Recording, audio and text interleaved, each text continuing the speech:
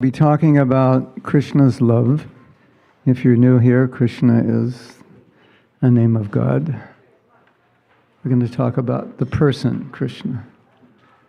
About his love. We all know he loves us. But we're going to talk about ways he loves us, which you may not be aware of. And it's a completely different thing to know he loves and to understand how he loves, and then it's a completely different thing to understand, to feel how he loves. It's a completely different universe, to know and to feel. So the goal tonight is maybe we can feel it a little more than we've ever felt it, and maybe we'll understand it, Krishna's heart, in new and different ways, which can transform our relation with him in some ways, and from my own experience, will definitely transform our japa, because bhakti is all about reciprocation. And the more you understand the love you're receiving, the more you want to reciprocate. Hare Krishna.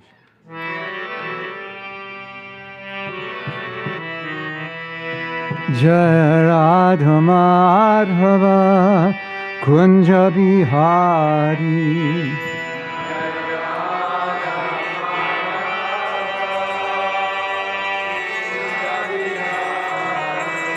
Jai Radha Madhava Kunja Bihari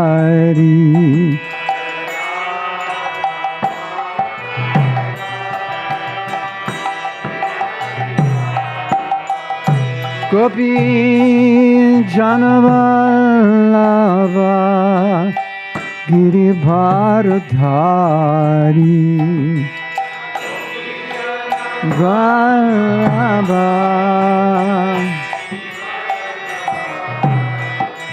Yashodhanandana Braja Janaranjana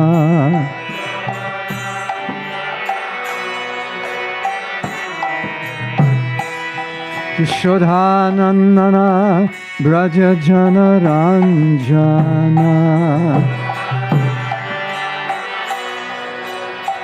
Jamuna Tira Banachari Hera Jamuna Tira Banachari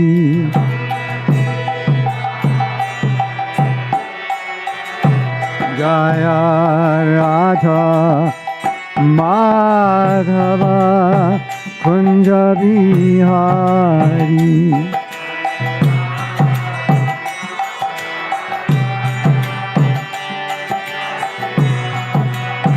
Jaya Radha Madhava Kunja Bihari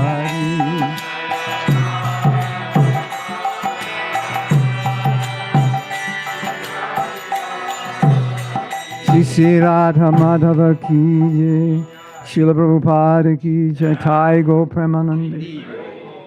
Om Vishnu Padaya Krishna Prashtaya Bhutale, Shrimate Bhakti Vedanta Swami Tinamane Namaste Saraswati Deve Gauravani Pacharine, Nirvisesha Shunyavadi Paschatya Rasatarine. Srila Prabhupada ki jai. So, Friday night I was at Krishna House.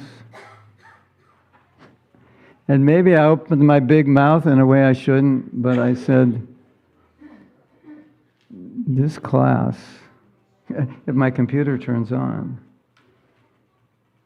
I said, this class will probably be the best class I've ever given or will ever give in my life. So now I have to deliver on that. And well, what I would say is, it may not be the best class I ever give, because I may give it again. And, every time you give it, maybe it'll be even better. Hare Krishna. So, this is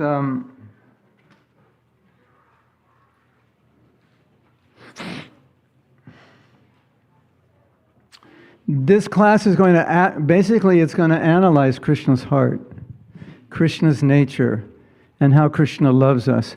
Because we all understand Krishna loves us. I mean, he's giving us everything. But sometimes we feel like maybe we're not worthy of his love, or we don't understand why he would love us and understand how he loves us, or something gets in the way of being able to receive it fully. And by understanding Krishna's nature, we can overcome that. And also, sometimes we feel like, well, I don't even like myself that much. I can't imagine that God would like me. Anyone ever feel like that? Yes. So when you understand Krishna's nature, God's nature, then you understand you don't have to earn his love. There's nothing you can do to get it. He just gives it. It's yours. And not because you're good, or not because of you, not because of me, but because of him. So it's nothing to do with us. He gives us love because that's what he does. And I think the best way to understand this, just to start this discussion, is to see Krishna or God like a parent, because a parent loves their children, even when their children are rascals, or they don't do what the parent says, or they have some so-called unlovable feature. The parent always loves them, always accepts them, no matter what. Krishna's like that. So if we think, well, I've done so many bad things, so many sinful things, I've turned my back on Krishna, all of that, why would he love me?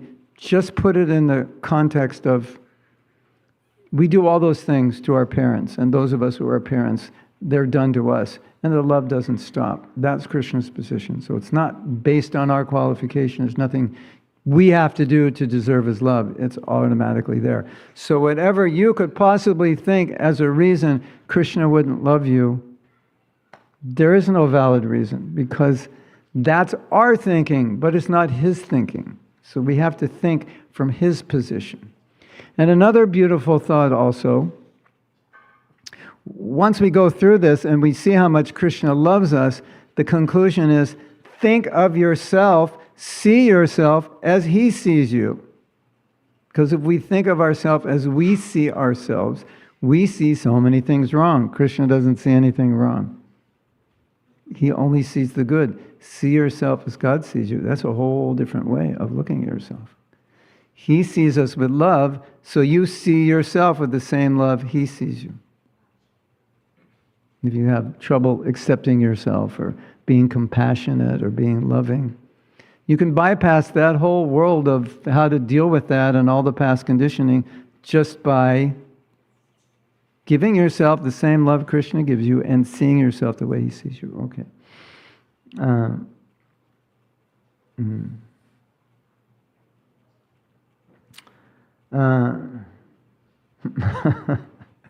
Jiva Goswami says, Jiva Goswami is, for those of you who don't know, he lived about 550 years ago. He's considered one of the greatest philosophers, at least theologians. Jiva Goswami says, the very nature of divinity must be that it draws from the heart the deepest surrender, not by force, but by beauty, by natural attraction to God. And if that's not happening, if our conception of the divine is like it's all based on fear or guilt or shame, if it's not attracting us wholeheartedly and freely to love him, then it's not God that needs correcting. Oh, we think God is, he's a God who's going to punish us, and like maybe our parents punished us or whatever. It's not God that needs correcting, but it's our vision. He is irresistible, and due to our conditioning, we make him resistible. We resist his irresistible nature. So what we want to do today is see him as he is, not clouded by any ideas we have which are based on material vision. Does that sound okay? Are you ready for the journey? Mm.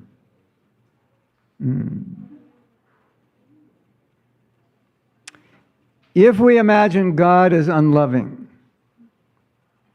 or only loving based on certain conditions, like He will only love us if we do this or do that, He won't love us if we do that, this or that, then we start looking at ourselves thinking, well, if that's true, then I may be unworthy of His love. Maybe I'm unlovable. Maybe love is something I need to earn. Maybe I need to do something to get His love. Maybe I'll be punished if I don't act properly. Completely wrong. Krishna is not like that. We may think that way for so many reasons, but the nature of Krishna is very interesting because Krishna does not know how not to love. God does not know how to love. So if for some reason you think, well, God doesn't love me for some reason, it is impossible for Him not to love you. He doesn't know how to do that because He is love. That's all He is. And He exists for love. And He exists to receive love and give love. And all He wants to do is give love to the world. He wants to give love to everyone who will accept it. Now Krishna says, I'm equal to everyone. And someone says, oh, that means He doesn't love everybody. No, He means He equally loves everyone. He says, I'm not partial. I don't love you and I don't hate you and love you. Just like if you're a parent, you'll say, I'm equal to all my children. That doesn't mean you don't love them. Are you partial to one? You like one and you don't like another? No, you love them all equally. So when Krishna says, I'm equal, I'm not partial, I don't hate anyone, He means I love everyone. Not that, oh, He's the one I don't love. Me. I must be the one He doesn't love because there's something wrong with me. Even if you think there's something wrong with you, it doesn't matter to Him because He can only love you. He's the parent. He can only love you. That's foundational to this understanding. It's so important. Otherwise, we may have reasons that we think, why would He love me? There's some, like, I did so many bad things in my life and past lives. And I turned my back on Him. Why would anyone love you if you turn your back on them? Back on them. In this world, they wouldn't, unless they're your parents. So that's the foundation. A God made of love cannot be anything but loving. Yes. A God made of love cannot be anything but loving. Yeah. Okay, I think that's clear. There's a word in the Bhagavatam, Suparna. I think it's Suparna. The divine companion who never abandons us. And in the Mundaka Upanishad it is said, Da Suparna Suyuja Sakaya. The Supreme Lord is so kind that upon the living entity, that He always accompanies the individual soul and in all circumstances is present as Supersolar Paramatma. In His unconditional affection, the Absolute is equal and affectionate to all because He sees nothing as separate from Himself. Sarva Bhutatma Bhavena, the one who loves every being as his very self. Sarva Bhutatma Bhavena. Can you say that? Sarva Bhutatma Bhavena. One who loves everyone just as he loves himself. Wow. Is that beautiful? One. Krishna loves everything in His creation. We're in His creation. He loves everything in His creation as He loves Himself. And we are part of that. There's nothing He doesn't love. Okay. So, what could possibly be the greatest spiritual tragedy ever? The greatest spiritual tragedy is to be infinitely loved by the Supreme and not believe it. To be infinitely loved and not believe it and have some reason concocted in our mind that we can't be loved by Him when He actually does. So it's like someone says, they love you and you say, you couldn't possibly love me, there's something wrong with me. How would you feel if you loved someone and they said, you couldn't possibly love me? What would you think? How would you feel? So, it is not our decision to decide whether God loves us or not. That's His decision, right? Like, I could think He doesn't love me, but that's not up to me to decide. That's up to Him to decide. And He already decided. As we said before, He couldn't not love us even if He tried. It's impossible. Is that beautiful?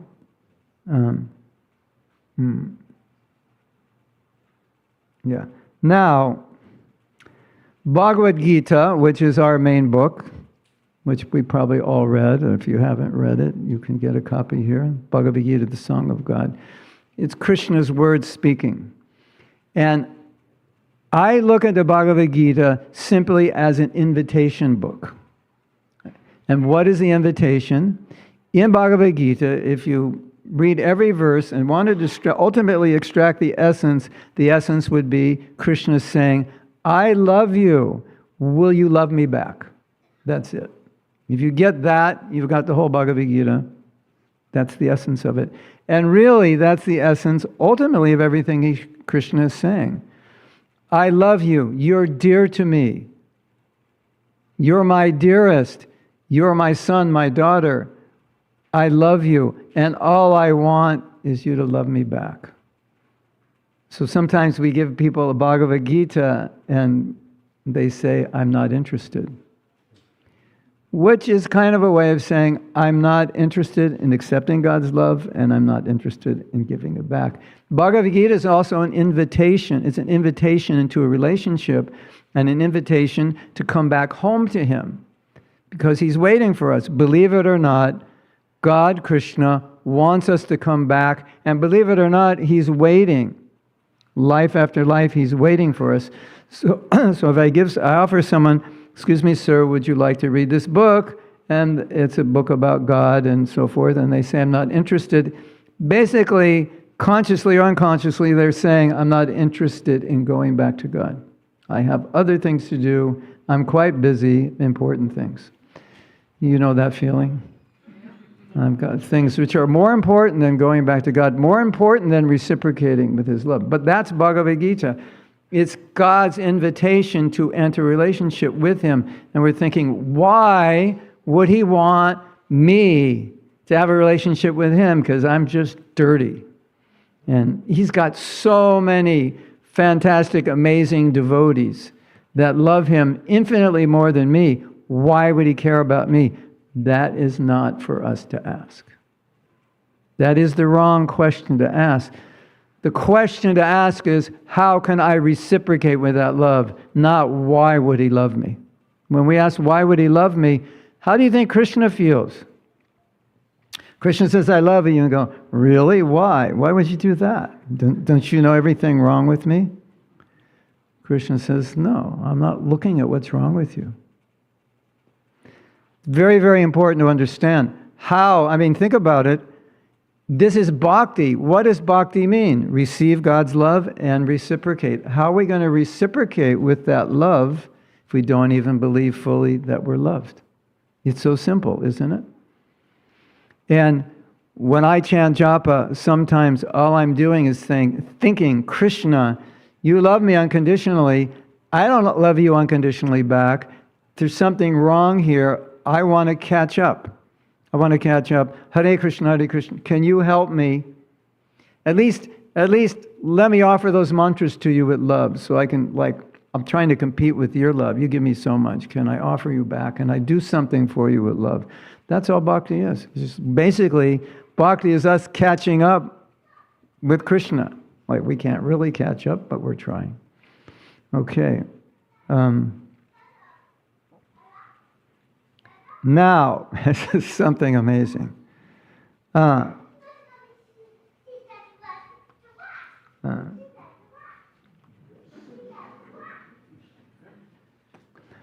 This is from Vishwanath Chakravarti Thakur. This is so now we're going to enter into Krishna's heart, His mood. and see, what's going on within his heart. It's so important to understand his heart. Like, you have a relationship and your husband or wife says, you don't understand me. You don't understand how I feel. If you don't understand one another, a relationship doesn't work. So here, Vishwanath Chakravarti is helping us understand Krishna's heart. The divine tenderness extends not only to our present condition, but also to our future. As Krishna declares through Vishwanath Chakravarti, because sometimes Vishwanath Chakravarti, these commentators, they speak as if they know God's mind and they're speaking God's mind. So Vishwanath Chakravarti, this great acharya, this great guru, is speaking for God. And this is what he says, Krishna would say, others may feel gratitude only after receiving an offering, but I am grateful even for the gifts that will be offered in the future. And I reciprocate with those gifts before they are even given. Hare Krishna. That's God. He knows what you're going to do in the future, and He's already reciprocating with that before you do it. He knows what's in your heart. And something really beautiful, which we'll get to later, when you finally meet Krishna, and this is so important to understand, when you finally go back, it's important to understand now what Krishna's going to tell you when you meet him. When you go back, he's going to say, I know how hard it was for you. I know how much you struggled. I know all the difficulties you went through to try to come to me. And I appreciate it. Thank you for doing that. Wow. Because we might feel like, does Krishna even know? Does he even care? Sometimes it's like, why is it so difficult? Krishna, why are you making it so difficult on me? And he's saying, I know every difficulty. God knows every difficulty. And he's looking at you going, yes, you're trying. You haven't given up. Thank you. Thank you.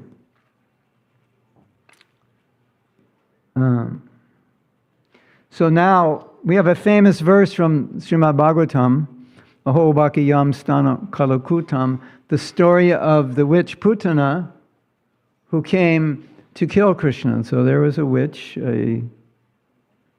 who had poisoned her breasts, came to Krishna as a beautiful woman and said, can I breastfeed you? She was trying to kill him. Of course, most of us know the story.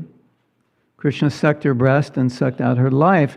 But what did he do? He said, because you came as my mother, even though you tried to kill me, I will give you the position of my mother eternally in the spiritual world. And then he said, what did he say? Here. Alas, this is from Bhagavatam. Alas, how shall I take shelter of one more merciful than him? Lord Krishna, who granted the position of mother to the she-demon Putana, although she was faithless and had prepared deadly poison to be sucked from her breast. But, Prabhupada says,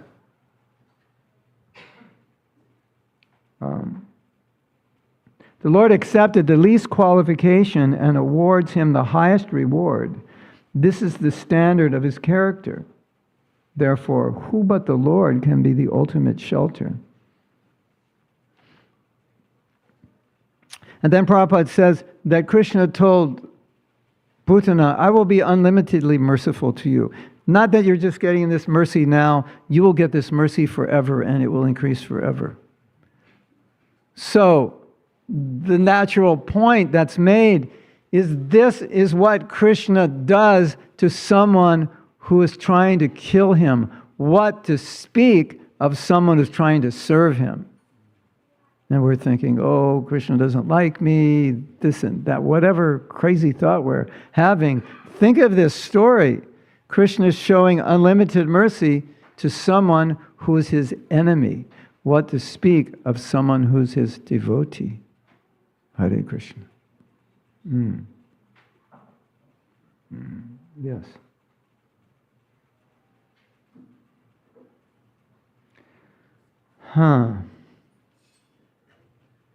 So, Sanatana Goswami says, Krishna has a nature which is described as nirupadhi kripa kulaya. He is overcome with unconditional compassion. He is filled, Sanatana Goswami says, filled with an abundance of causeless grace. And he wants, therefore, the highest benefit for those he blesses. He's got so much compassion. He wants the welfare of all he blesses. Yes.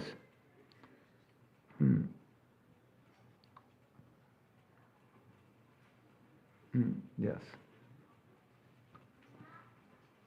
Okay, we don't have a lot of time, so I want to get to some very beautiful things.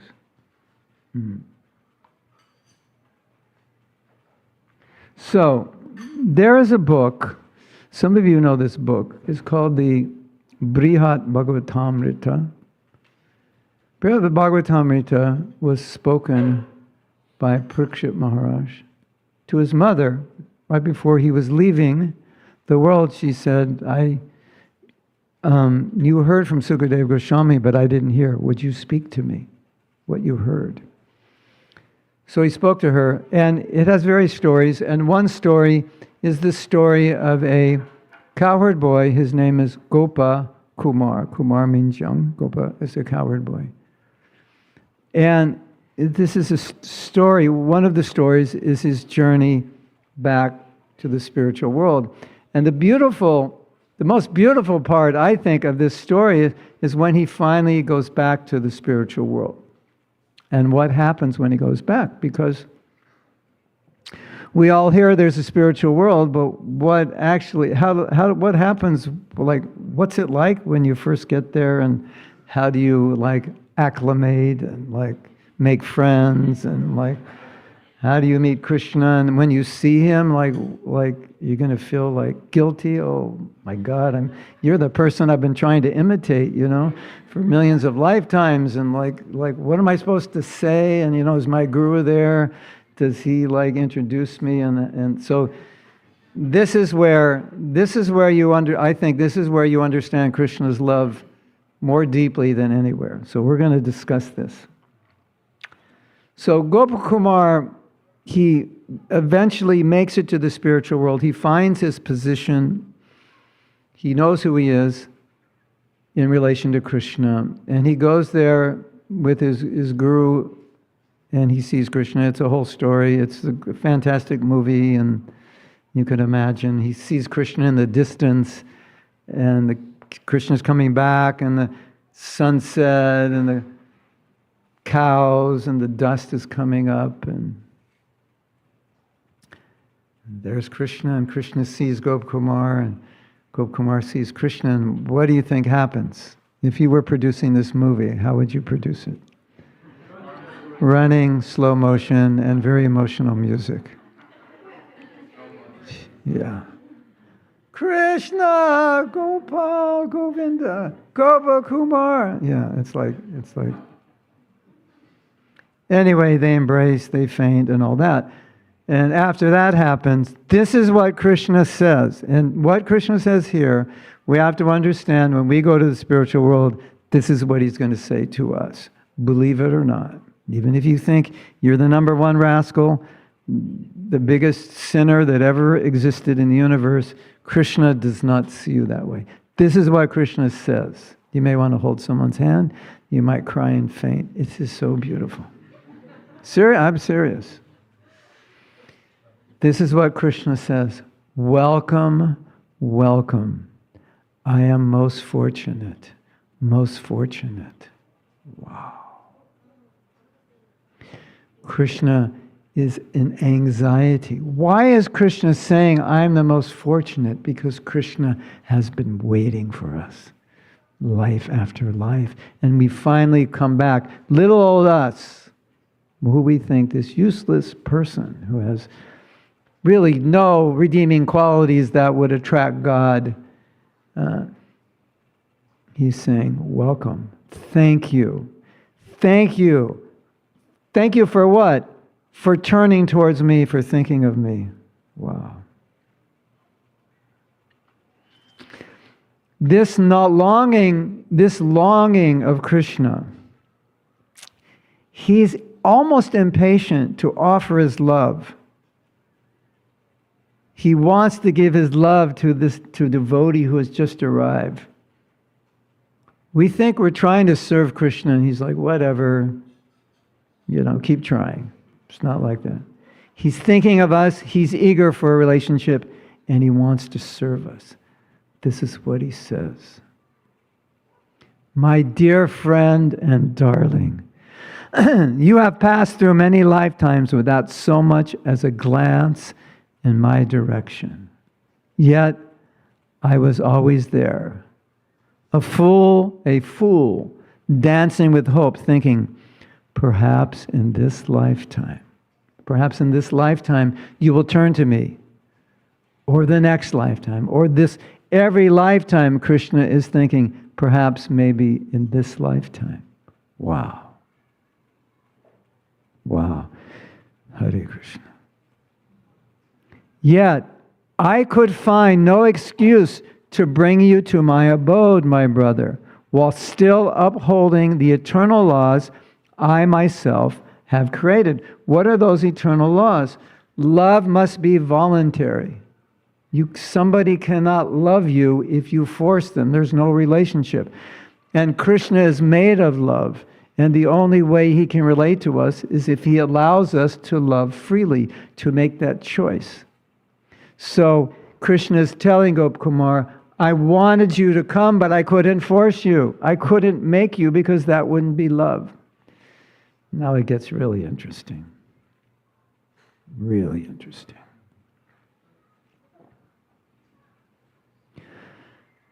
Sanatana Goswami reveals God's inner heart. So now Sanatana Goswami, another great guru, another great teacher, is speaking what he understands God is speaking. You never called my name, not even once in passing. Had you done so, I could have bent the rules and brought you to me. In other words, I need you to show a desire. You have to have the free will to want to choose me. And then I can start bending the rules to make conditions to bring you to me. But if you don't want to come to me, I can't. Because I have to leave you that independence, because it's not love if you don't choose. But without your slightest intention, how could I bend the rules? That would have not been love. It would have been a flawed wrongdoing. Krishna will never rob the soul of its autonomy. Love must be given, not taken. So Sanatana Goswami continues, speaking as God is speaking. Realizing my own lack of mercy, I became restless, anxious as to how I could obtain your mercy and bring you to me. So Krishna is looking at us and saying, will you have mercy on me and come back to me? He loves us so much. Just as a parent loves his child, if the parent runs away, the child turns away, when will you come back to me? When will you be kind and come back to me? Even though they haven't called you in years, except when they want money. So we go to church, oh God, give me money. Yeah, something like that. I transgressed my eternal code of conduct and arranged for you to take birth in the sacred land of Govardhan, and I, my dear child, became your guru, known as Jayanta. So what is he saying he's saying, once you made that decision that you wanted me, at that point, now I could start playing with the rules and bending them, because I wanted you to come to me, so I arranged you would take birth in Govardhan, and I arranged that you would have a guru. Now, how does this relate to us who didn't take birth in Govardhan? Just think about your life. For all of us who are here, who are devotees of Krishna, or thinking about it, or devotees of God, who have come to God, How did that happen? Look at your life. Look at all the events in your life that brought you. Who made that arrangement? Who made that arrangement? How did Krishna know what you needed? He gave us exactly what we needed. Every experience in our life was there to bring us. And I think we all know that. I needed this experience, the good one, the bad one, everything. Isn't it? Hare Krishna. So Krishna could only do that once we said, Krishna, I want you. And he said, okay, now we can work on you because I want you back more than even you want to go back. I'm going to start moving your life to bring you to me. That's what he does. That's Krishna's love. If we say Krishna doesn't love us, that's insane because he was the one who arranged everything to come to him. Yes? Hare Krishna. This is not mere divine intervention, it is divine desperation. A love so fierce, so unstoppable that it finds a way even while honoring the soul's freedom. So Krishna doesn't interfere with our freedom. He just puts us in situations where we will desire him. You know, suffering, pain. I was thinking today, what if I lived in Maui on the beach in a mansion, had unlimited money, had everything I wanted? And Krishna is saying, it's the suffering of this world that pushes you to me. How would I ever push myself to Krishna if there wasn't suffering? We all need suffering. Krishna says, this world is a place of suffering. How will I know that living on my beach house in Maui? Well, maybe I'll go surfing and get smashed on the coral. Yeah, then I'll know. Yeah, that's happened to me before. Yeah. When I was younger. Yeah. So, that suffering comes in just a kind of package that we need. Krishna doesn't want us to suffer, but sometimes we need it. So he just gives us enough. So we say, God, please help me. And the most foolish thing I think we can do is when he does that, run away from him, saying, God, I don't believe in you. You caused me to suffer. No. He caused that suffering to bring you closer. We should always understand that. Yes. So God creates conditions so that our choice to go to him, to love him, becomes stronger. That's what he's doing for us. And so if you look at your life and you see these conditions he's created, don't run away from them. He's doing that to bring you for him. And then sometimes we doubt, God, why did you do that? The answer is always to bring you to me. That's why I did it. Or the answer is because you did something stupid. You know, it's like people go to the deity, I want to make a little video. People go, oh God, please, health, I have health issues, and the deity speaks, stop eating that oil and sweets and white flour and all that sugar, that's, like it's his responsibility. Like I'm supposed to eat junk food for the rest of my life and he's going to make me healthy. So, God doesn't like me because I'm not healthy. Yeah, maybe you could change your diet. Just saying. So now, this is what Krishna is saying. Today you have fulfilled the longing I have held in my heart for so long. Please nourish my happiness and mind by staying here forever. In other words, thank you for coming. I wanted you. I was praying for you. This was what I'm always looking for. It is so beautiful doing bhakti to think that Krishna actually wants me and he's waiting for me. So many times when I'm chanting japa, I'm thinking, I better chant good japa because Krishna's waiting and he doesn't want me to wait another life. I better do my bhakti, my devotion properly so I can develop love because that's what he wants. And he's waiting. One time I spoke to a man. He said, my life is amazing. Why do I have to go back to God? I've done so many good things. My karma is so good. I'll just come back and have good karma.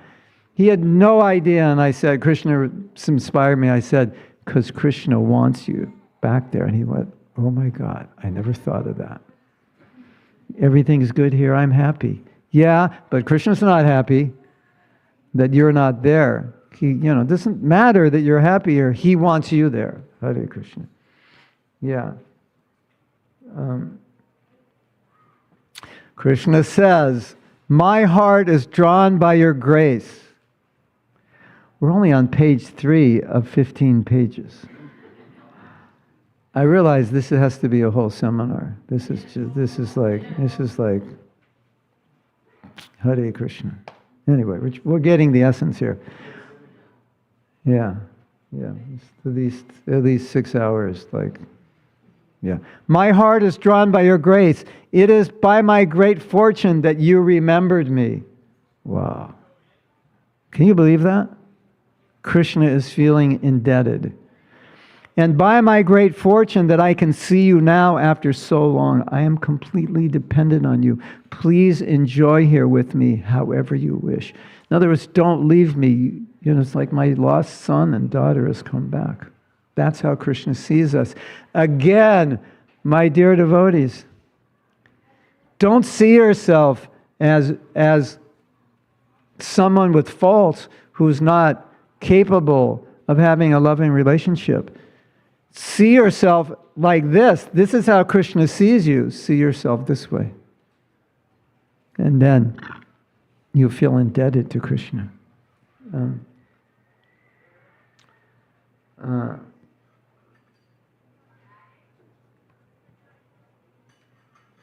So, Jiva Goswami commenting on a verse from Bhakti Rasamrita Sindhu where it said, Krishna says, if you just offer me something small like a tulsi leaf is very dear to Krishna,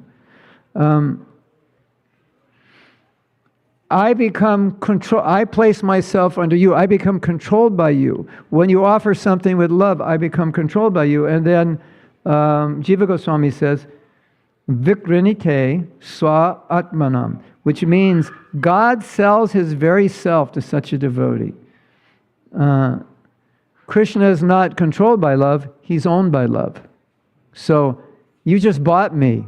You offer a little something. Krishna is so controlled by love. You offer something with a little devotion. He says, now you own me.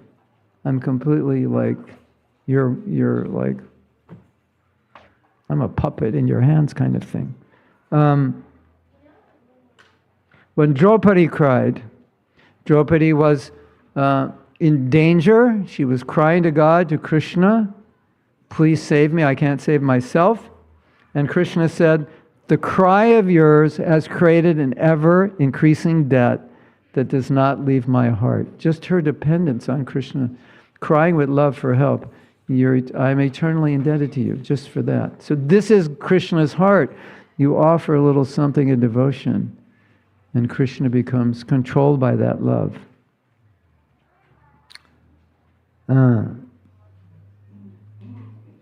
Now it gets really... You haven't seen... If you thought this was good, you haven't seen anything yet. This goes to the next level. This is amazing. You want to hear it? This is amazing. In the Brihat Bhagavatamrita, after giving his very self to a devotee, Krishna still feels atriptam. Triptam means satisfied, so atriptam means unsatisfied. Krishna says, let me be purified by the dust of my devotees' feet. He prays to atone for his failures to fully reciprocate with their love. So God himself feels, I cannot reciprocate with the love of my devotees. Even the devotee offers something simple. That love melts his heart so much, he's so much captured by it that he feels, please excuse me, I cannot reciprocate. And we know that when a devotee loves Krishna, Krishna apologizes to that devotee and said, I wish I could repay you, even though I'm God and I'm all-powerful. I'm not powerful enough to reciprocate with your love because I feel the love you have given me is so much greater. That's how he feels. Whether it's true or not, that's how he feels. So this last thing we read is from a commentary by Jiva Goswami. listen to Ramanuja. Ramanuja is a great spiritual master in a different line of ours, but similar. Commenting on Bhagavad Gita 9.2, he says, even then, Krishna says, after giving myself to the devotee, it appears to me that I've done nothing for a devotee. So Krishna gives himself and he feels, this is like nothing. I need to give more.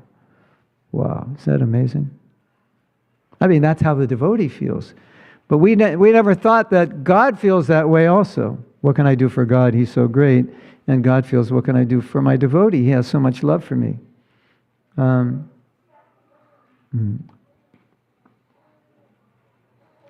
Jiva Goswami says, because divine love is attractive to Krishna, Krishna is called Prema Bhajam. Anyone have ever heard this word? Prema, not Bhajan, Prema Bhajam. Prema Bhajan means addicted to the love found in his devotee's heart. So God is a love addict. You know, he might need to go to a 12-step program, right? He's totally controlled by love. The love of his devotee completely melts him. Wow. Prema means love, bhajan, addicted. God is made of love. He only knows. It's not like he has to give love. It's what he is. It's not something he does once in a while. He is love. It's always given. It's not like given and not given. That's just what he is. So Ramanuja, paraphrasing this verse, says, this person considers me to be the highest and finds it impossible to live without me. I too find it impossible to live without him. Therefore, he is my very self. So there's a merging between God and the devotee where there's so much love. It's like, who's loving who? It's like, I feel him to be myself. It's difficult to describe.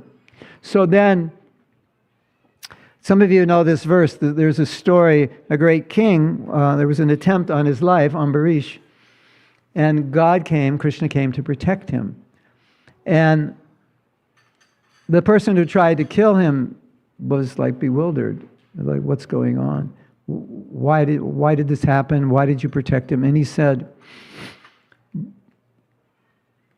my devotee resides in my heart, and I live in their heart. My devotee lives in my heart, and I live in their heart. They know no one but me, and I know no one but them. It's two ways. It's not one way. It's not that you're trying to serve Krishna thinking, oh, I'm giving everything to Krishna, what's he doing for me? Yes. Yeah. Okay, I want to get to something that's like Hare Krishna.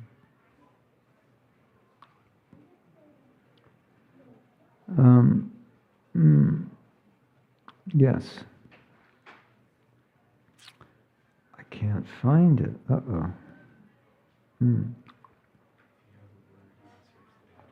I thought I had put it all here. Anyway, somehow, okay, we'll go from memory. So, Krishna, as we're saying here, he's feeling that I cannot love my devotee enough. And Krishna's anxiety is to offer his devotee more love and devotion, more affection. So when Gopkumar went to the spiritual world, Krishna started taking off his jewelry and putting it on Gopkumar, taking off his turban, taking off his sash, and dressing him. Just so much affection. And then he brings Gopkumar and he says, come, take lunch with me. He said, he has to dress him up. You're a coward boy. You're one with us. You've made it back. I just want to give you everything. And then they sit down and they eat prasadam. And Radharani, Krishna's lover, had cooked. And nobody can cook like Radharani. And so Krishna's eating, and he eats a sweet ball. And Radharani is always looking, does it taste good? And Krishna takes a sweet ball and goes, this is the worst sweet ball I've ever eaten. This is horrible. And he says, Gop Kumar, you take it. I can't eat this. Gop Kumar eats it, practically faints. He never tasted anything like it. So anyway, class is over now. But there's so many, in this Leela, there's so many examples of Krishna trying and feeling that he's failing to love Gopakumar, show him love, and expressing that, and the Acharya is expressing that all Krishna wants to do is show love to his devotees and tell his devotees, like he tells the gopis, I can't love you like you love me. And what is so amazing about being a devotee is that the devotee experiences greater love for Krishna than Krishna even experiences for the devotee. So the devotee, Shastra says, the devotee experiences greater happiness than God himself. Put that on your wall, tattoo it on your arm, whatever. The devotee experiences greater love and happiness than Krishna. Anytime you're thinking you can enjoy this material world and squeeze some pleasure out of it, just remember, the devotee enjoys greater happiness than Krishna. Wow. To be continued. We only got to page... Well, no.